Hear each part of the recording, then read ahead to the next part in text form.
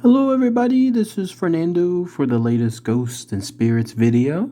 Alright, let's go ahead and let's continue with the world's greatest ghost book by Roger Bohr. In this case, continuing chapter 2, part 2, talking about some famous and then also non-famous haunted homes. I'm having a lot of fun with this book here. Lots of interesting things that I haven't come across before. So these are nice little teasers that I can feature here and then go ahead and potentially do them as individual videos later on. So once again, the theme in this chapter is haunted homes, and the next one has to do with this one called The Haunting of Willington Mill, Phantoms in the Quaker's House. And then I'll probably do one or two more segments within this video too. And then I'm going to give my own thoughts and opinions on it afterwards. So let's go ahead and let's talk about The Haunting of Willington Mill, and then let me know what you guys' own thoughts and opinions are too. So here's what it states. When Joseph Proctor and his family moved into the mill house in 1835, they paid little attention to rumors that the place was haunted. The house was a pleasant, comparatively new building set by a tidal stream in the Northumberland village of Willington in England's rugged northeast. The Proctors were a highly respected, devoutly Quaker family. Mr. Proctor was said to be a man of high intelligence and common sense, good and kind to his family and employees. Yet, after little more than a decade, the Proctors were driven to leave in distress, unable to stand any more of the weird and ghostly happenings that plagued them from the day they first arrived at Willington Mill. Only much later were they to learn that their house had been built on the site of an old cottage, that a terrible crime had been committed there years before, and that a priest had refused to hear the confession of a woman who desperately wanted to unburden her conscience. So prolific was the haunting of Willington Mill while the Proctors lived there that when W.T. Stead, the writer and ghost hunter, first pieced together the story in the 1890s, there were still 40 people alive who had actually seen the ghosts. The hauntings began one night in January 1835. A nursemaid was putting the children to bed in the second-floor nursery when she heard heavy footsteps coming from a room immediately above. It was an empty room, never used by the family. At first, the girl took little notice, thinking it must be one of the handymen with a job to do, but they went on night after night, getting louder and louder. Other servants and members of the family also heard them, but when they burst into the room to surprise the intruder, no one was there. They sprinkled meal over the floor, but there were no footprints. One morning, as Mr. Proctor was conducting family prayers, the heavy steps were heard coming down the stairs, past the parlor, and along the hall to the front door. The family heard the bar removed, 2 bolts drawn back, and then the lock turned. Mr. Proctor rushed into the hall to find the door open. The footsteps went on down the path. Poor Mrs. Proctor fainted. It became increasingly difficult to get servants to stay in the house. Only one girl, Mary Young, whom the family had brought with them from their previous home in North Shields, loyally refused to leave. There was a period where it seemed as though the whole house had been taken over by unseen people. There were sounds of doors opening, people entering and leaving rooms, thumps and blows and labored breathing, the steps of a child, chairs being moved, and then rustling sounds as if a woman in a silk dress was hurrying by. Until a certain Whit Monday, the haunting remained entirely by sound. On that day, Mary Young was washing dishes in the kitchen when she heard footsteps in the passage. Looking up, she saw a woman in a lavender silk dress go upstairs and enter one of the rooms. That night, the noises in the house were worse than anybody had heard before. 2 of Mrs. Proctor's sisters arrived for a visit. The first night, sleeping together in the same 4-poster bed, they felt it lift up. Their first thought was that a thief had hidden there, so they rang the alarm and the men of the house came running. No one was found. On another night, their bed was violently shaken and the curtains suddenly hoisted up and then let down again several times. They had the curtains removed, but the experience that followed was even more terrifying.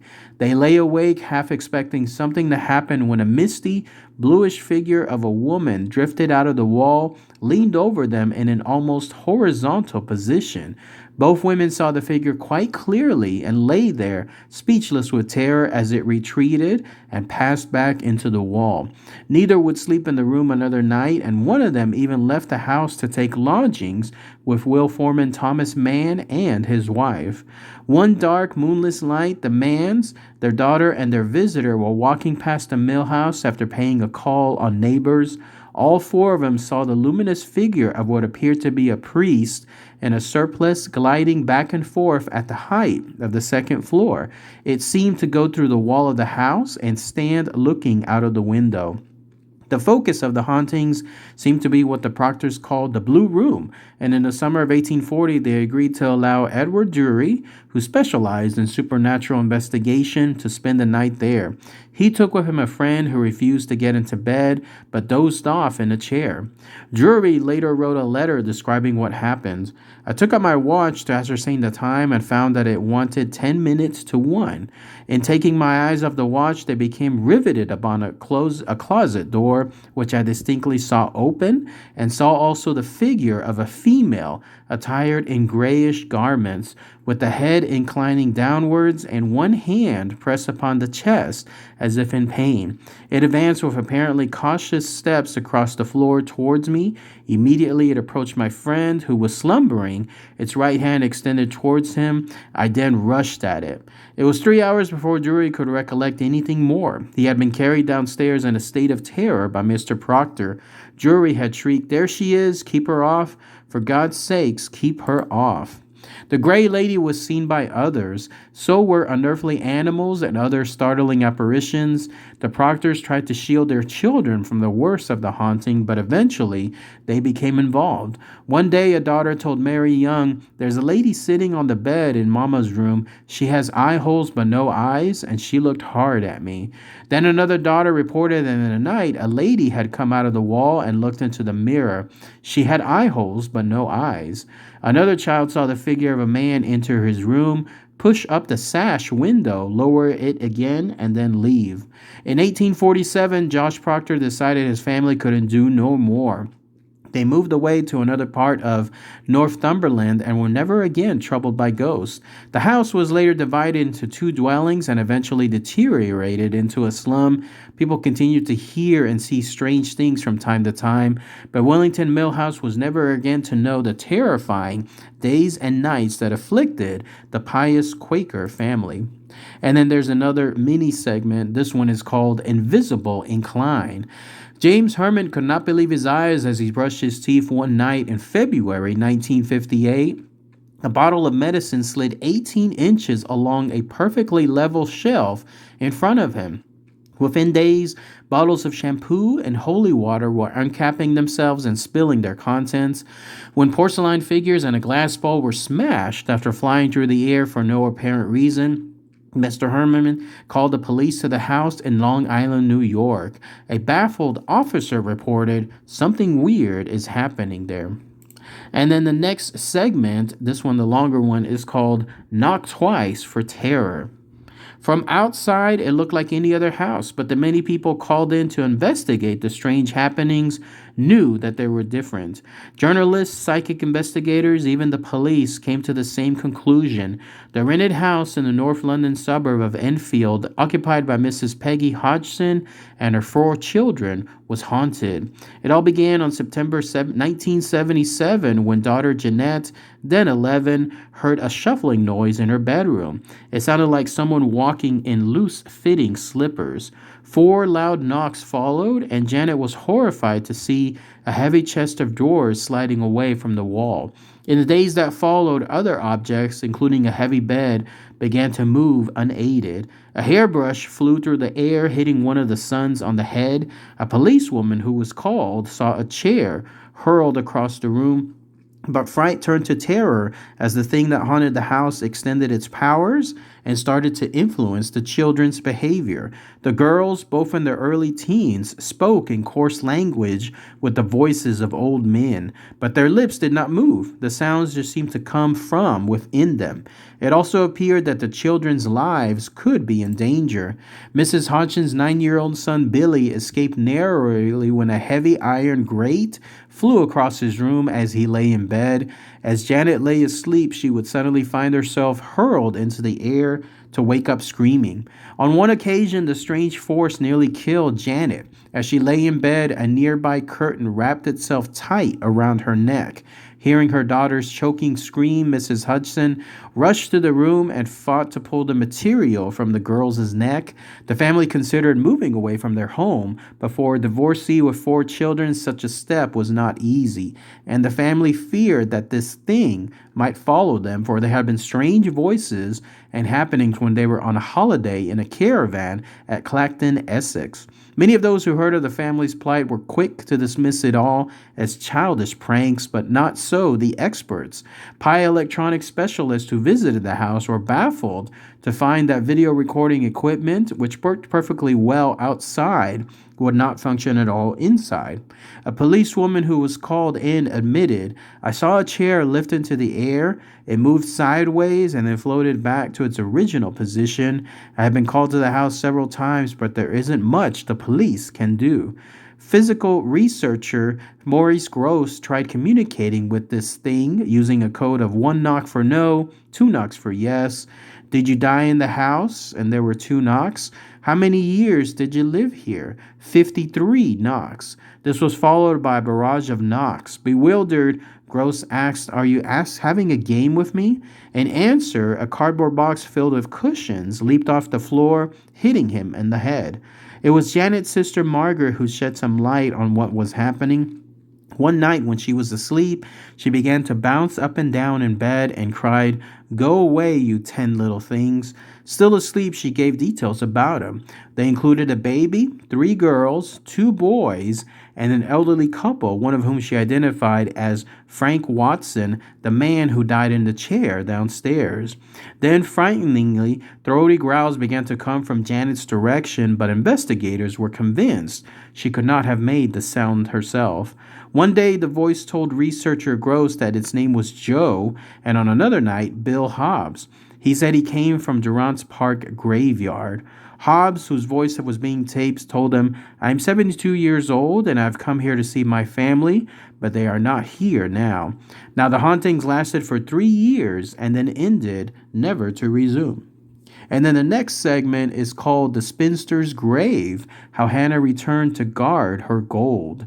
Spinster Hannah Beswick died more than 200 years ago. Her body was embalmed, but her restless spirit still haunts a factory built on the land where her home once stood. Hannah was a wealthy Lancashire landowner whose house, Birchen Bower, dominated acres of fertile land at Hollingwood on the outskirts of Manchester. She was not normally fearful, but when in 1745 Bonnie Prince Charlie crossed the border into England and advanced south, she became so obsessed with the thought of the invading Scots that she hid all her money and valuables. They remained hidden for the rest of her life. Apart from the Scots, her only real terror was that of being buried alive, a fear quite understandable in light of what had happened in her own family. One of her brothers had fallen ill, and while unconscious, he had been pronounced dead by a local doctor. Preparations were made for his funeral, and he was laid in an open coffin so that friends and relatives could pay their last respects.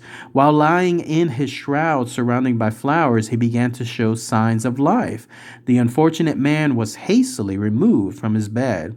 Hannah died in 1748 without divulging where she had hidden her fortune. Because of what had happened to her brother, she took steps to ensure that her corpse was not buried. She left Birchen Bower to young Dr. Charles' wife with the stipulation that he must have her embalmed and kept in a safe and respectable place above ground. For some strange reason, she also insisted that every 21 years her body should be taken back to the house and allowed to lie in the granary for 7 days. Old Hannah was duly mummified, her body coated with tar and then wrapped in heavy linen bandages. In accordance with her wishes, her left was face uncovered. For many years, Dr. White faithfully kept the body at his own home, Sale Priory, but when he died, it was moved to Manchester Natural History Society's museum, where it became a major attraction. A century after Hannah Beswick was embalmed, The commissioners of the society, finding that it was time that finding that the museum was overfilled with relics and needing room for new acquisitions, decided it was time she was given a proper burial. She was finally interred at Haffrey Cemetery on July 22nd, 1868. Some people had already claimed to have seen her ghost wandering through the rooms of Birchen Bower, dressed in her usual black silk gown and white lace cap. After burial, the ghost became more agitated. Hannah was seen hurrying between the old barn and the pond as though deeply troubled. Sometimes it was said the old barn glowed as if on fire. The house remained empty for some years, inhabited only by the spirit of Hannah Beswick. Then it was bought by a developer, renovated, and converted into small dwellings to be rented out to cotton workers and laborers. The new tenants were often to see her drifting by, head bent as though in deep thought. One particular aspect of her behavior was puzzling. Sometimes she would disappear at a particular spot, a corner flagstone in the parlor of a house occupied by a hand loom weaver. Hannah seemed to hover above this room as though reluctant to leave it. The weaver decided to pull up part of the flagstone floor to make a place where he could install a new loom. To his amazement, he found hidden underneath a hoard of gold. He had found part of Hannah Beswick's fortune. After this, Hannah was seen frequently, no longer thoughtful but angry and menacing. People spoke of a brilliant blue light darting from her eyes. Sometimes at night she was seen near the pond, and other times strange unearthly noises were heard in the barn. No one would venture there after dark unless they had urgent business. It gave rise to the speculation that perhaps the rest of her valuables were hidden nearby, and she was determined to protect them. The hauntings continued until Birchen Bower was demolished. A factory was built on the spot, and that was thought to be the end of the affair. Then, people who knew nothing of her story began saying that they had caught a glimpse of a strange old world figure in a black silk gown and in white lace cap. Let's go ahead then and we'll pause it here with regards to this entry, part 2 in this case of chapter 2, once again dealing with haunted homes from the book The World's Greatest Ghost by Roger Bohr. So let's go ahead and let's talk about these articles or these segments here. For starters, there was the first one, The Haunting of Willington Mill, where apparently a Quaker family decided to move there and then experience no less than like multitudes of ghosts. And not only that, but 40 people had seen these ghosts as well. That's quite a big number associated with that. Imagine just having one, but let alone 40 people there. I know what they were experiencing when they heard about those footprints. There were footprints that were coming and going, but there was obviously no sign of this intruder. They even left stuff there on the floor to see if it could capture footprints, but they couldn't see what it was. I know about that because it's happened to me over there at the Magnolia Hotel when I was staying one day over there in Seguin, Texas. There I was just by myself, completely by myself in the entire place, and then all of a sudden I heard heavy footsteps going up the stairs that led into the actual place where you stay for that B&B. I was the only one there. The only way that somebody could have gone up those stairs was they would have had to have opened the front door, but the front door was completely locked. And even if it was unlocked, there would have been a huge amount of noise because that's an old 1800s door. It would have done as much creaking as possible, and obviously that didn't happen. So I know exactly what they were going through when that happened. Needless to say, I didn't stay much longer after that when those heavy footsteps were making their presence known. It didn't sound like good footsteps, in other words. But yeah, so I can see why in this case they decided to leave, because not only were they experiencing it, but also a bunch of their family members, like their sisters and others, were as well. Makes me wonder, though, as far as what happened later on. I mean, there was the idea that the house deteriorated into a slum, but obviously something else is probably built nearby. And then the next story is associated with the Hodgson family. I believe this is the one that is tied to The Conjuring, like one of those Conjuring films. I can't quite remember which one it was, but it had to do with an old man who died in a chair and then started appearing in that chair. Someone let me know, because I believe this is their story. I believe this is the one that involved that poltergeist that kept terrorizing that family. And if it is the case, then please let me know. But apparently that's what happened to this single mom and her multiple kids, her 4 children.